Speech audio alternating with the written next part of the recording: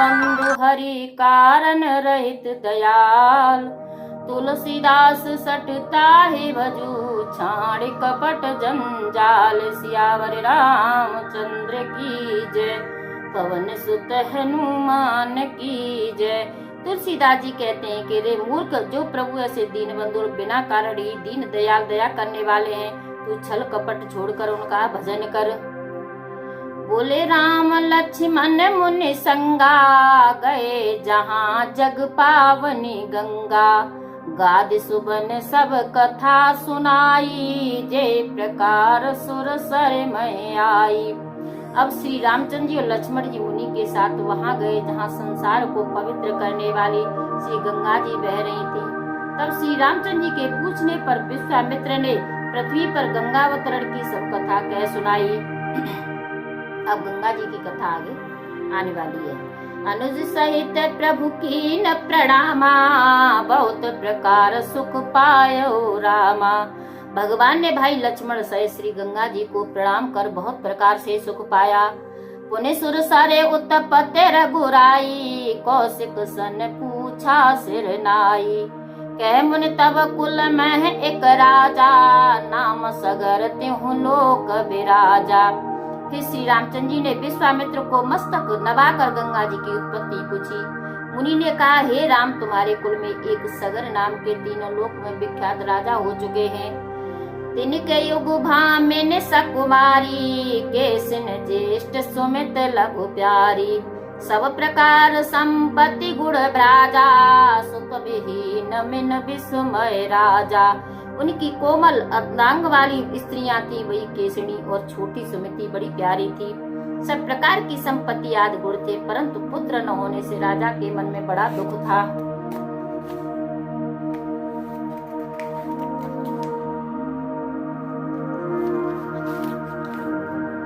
उनकी कोमल अर्धांगलदी स्त्रियां थी, बड़ी केसनी, छोटी सुमिति बड़ी प्यारी थी। सब प्रकार के संपत्ति आदि गुण थे, परंतु पुत्र न होने से राजा के मन में बड़ा दुख था। एक समय भामिन दो साथा, बस तप हेतु गए रघुनाथा। सघन सुफल तर सुंदर नाना, तय भृगु मुनि तप तेज निधाना। हे रामचंद्र, एक समय वह दोनों रानियों को साथ ले वन में तपस्या के लिए गए। फल सहित अनेक सुंदर सुंदर घने वृक्ष लगे हुए थे और वहाँ तप और तेज के निदान भृगु मुनि वास करते थे। सहित नारी नृप मुदित मन रहे, वर्ष सत एक। कीने तप भल देख, प्रभु स्तुति की नयनेक। सियावर रामचंद्र की जय, पवन सुत हनुमान की जय। राजा रानिया सहित प्रसन्न मन से 100 वर्ष तक वन में रहे और कठिन तप किया और भृगु जी के दर्शन पाकर बहुत सी स्तुति की। कहे निज दुख प्रणाम नृप कीना, दे आशीष तब मुनि वर दीना।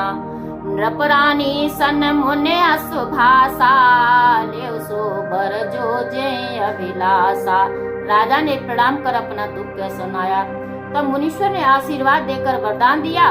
फिर मुनि ने राजा की रानियों से यूं कहा कि जो जिसके मन में आवे वह वही वर मांगे। सुनि मुनि चरण शीस तिन नावा, देव नाथ तुम कह जो भावा। एक ही कहा एक सुत होना, दूसरे सहस 60 सुत लोना। उन्होंने सुनकर मुनीश्वर के चरणों पर माथा नवाकर कहा कि स्वामी, हे तुम्हारे मन में आवे वही वरदान दो। उन्होंने एक को एक पुत्र होने के लिए और दूसरे को सुंदर 60,000 पुत्र होने का वरदान दिया। हर्षित भयो सुभग बर पाई, हाथ जोड़ चरणन सिर नाई। सहित भामिन ने अवधय आयो, हर्ष सहित कछु दिवस गवायो। वे सुंदर बर पाकर प्रसन्न हुए और हाथ जोड़कर चरणों में सिर नवाया। राजा स्त्रियों सहित अयोध्यापुरी में आए और आनंद सहित कुछ दिन व्यतीत किए। जान सुघरी नखत सुखदाई, तब केसन असमंजस जाई। सुमित प्रसव तुम बर एक सोई, भय सुत प्रगट कहे मुनि जोई। फिर सुंदर घड़ी और सुखदायक नक्षत्र जानकर केसरी ने असमंजस को उत्पन्न किया और सुमति के गर्भ से एक तुम्बी हुई, जिसमें से उसने पुत्र उत्पन्न हुए, जितने मुनि कहे थे। हर्ष सहित दिन दान नरेशु, पूजबे प्रगुरु गौर गणेशु। घृत घट सुंदर तुरत मगाए, ते सब सुत नृपति न महनाए। राजा ने ब्राह्मण, गुरु, पार्वती और गणेश जी की पूजा कर आनंद सहित दान दिए, और राजा ने शीघ्र सुंदर घी के घड़े मंगवाए, रूप में सब पुत्र पधराए। ये विधि भये सकल सुते, पूजे सब मन काम, रामा पूजे सब मन काम। जाय दिवस निसहास बस, सुनहो राम घन श्याम, सियावर रामचंद्र की जय, पवन सुत हनुमान की जय। इस भांति सब पुत्र उत्पन्न हुए और सब मनोकामना पूरी हुई। हे घनश्याम रामचंद्र सुनो, फिर तो रात दिन आनंद के साथ बीतने लगे। परिजन पुरजन रानी नरेशु, अतिशानंद तनु मिटा कलेशु। काल के लिकर भय कुमारा, लीला करे अगम संसारा। कुटुंबी नगर के लोग, रानी और राजा सब आनंद के बस अंग में फूले न समाये और दुख मिट गए। बाल लीला कर कुमार बड़े हुए और इस अगम संसार में चरित्र करने लगे। हुए सुकाज सकल मन जीते, ए सुख बसत बहुत दिन बीते। सरयू नदी अवध जो आहई, बिमल सलिल उत्तर दिस बयई। सब मनमाने सुंदर काम होने लगे और इसी सुख में रहते रहते बहुत दिन बीत गए। सरयू नदी अयोध्यापुरी में उत्तर दिशा की ओर बहती है और उसमें निर्मल जल भरा है। प्रजा लोग के बालक नाना, नित उठे तहाँ करहे स्नाना। असमंजस तह तरड़ी आनी, तिन्हें चढ़ाए बोर गए पानी। वहाँ प्रजा लोगों के बहुत से बालक नित्य उठकर स्नान करते थे। वह असमंजस नौका ले आया और उन बालकों का हाथ पकड़कर उस पर चढ़ा पानी में डुबो दिए। भये प्रजा सब परम दुखारी, बालक बदलख सुनो खरारी। सकल गए जह बैठिक न पाला, बोले बचन नाय पद भाला। हे रामचंद्र सुनो, बालकों का मरना सुनकर सब प्रजा के लोग बड़े दुखी हुए। वे सब वहाँ गए जहाँ राजा बैठा था और उसके चरणों में मस्तक नवाकर यह वचन बोले कि तजब देश बर सुनहु नरेसा, बिना तजे नहीं मिटे कलेसा। तुम नृप चहु प्रजा प्रतिपाला, सुत तुम्हार भा सब कर काला। ये राजा सुनो, ये अच्छा है कि हम देश छोड़ देंगे, क्योंकि बिना छोड़े दुख दूर नहीं होगा। क्योंकि हे राजन, आप तो प्रजा का पालन किया चाहते हो, परंतु आपका पुत्र सबका काल बना हुआ है।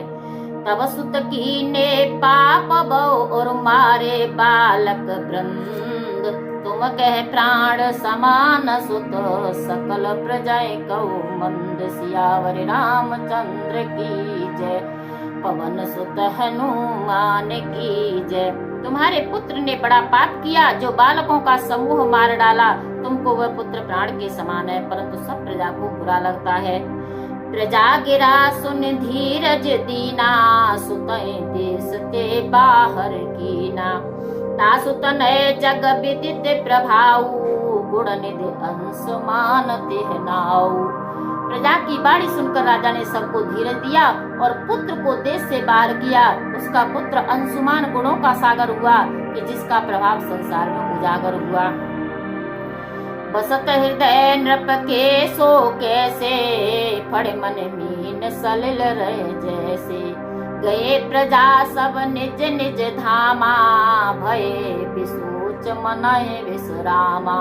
वो राजा के हृदय में कैसे बसा था, जैसे सर्प के पास मणि और जल में मछली रहती है। सब प्रजा लोग अपने अपने धाम को गए और चिंता रहित हो मन में विश्राम पाया। बहुर नृपय मन की न बिचारा, आए गए उपन चौथ हमारा। तुझ मंत्र न गुर सुतन बुलाए, हिम गिर बेद्व मध्य तब आए। फिर राजा ने मन में विचार किया कि हमारा चौथा फन अर्थात बुढ़ापा आ गया। ब्राह्मण, मंत्री, गुरु और पुत्र बुलाए और वे हिमाचल और विंध्याचल के बीच में आए। रुचिर वेदिका एक बनाई, देखत बने बरन नहीं जाई। मख अरम्ब छाड़े तब तोरगा, बेगबंत देखे जिम उर्गा। उन्होंने एक सुंदर वेदी बनाई जो देखने में ही बन आवे, वर्णन नहीं की जाती। तब यज्ञ का आरंभ कर घोड़ा छोड़ा। वह ऐसा शीघ्र चलने वाला था जैसे सर्प दिखते हैं। सुरपति सुने मखदारुन, मन मह करे अनुमान। रामा मन मह करे अनुमान, आई तुरग तिनली न्यू मर मन काहू। जान सियावर रामचंद्र की।